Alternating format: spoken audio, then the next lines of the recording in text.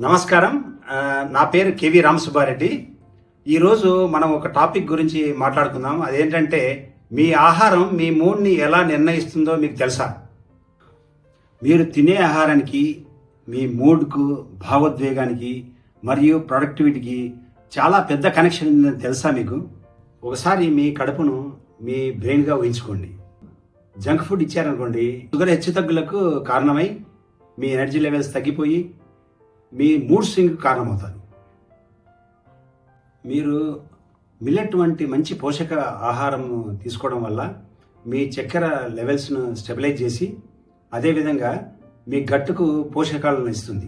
Millets ఏ విధంగా శుభ్రపరుస్తాయంటే, మిల్లెట్స్లో fibre 8% నుంచి 12.5% వరకు ఉంటుంది. ఇది మిరాకిల్ గ్రెయిన్స్ అంటారు వీటిని. ఎలా పనిచేస్తుందంటే, మన ఇంట్లో రోజు మనము చీపుడుతో ఎలా క్లీన్ చేసుకుంటామో మన ఇంటిని, అదేవిధంగా మిల్లెట్స్ కూడా ఆ విధంగా మన జీర్ణ వ్యవస్థను క్లీన్ చేస్తాయి.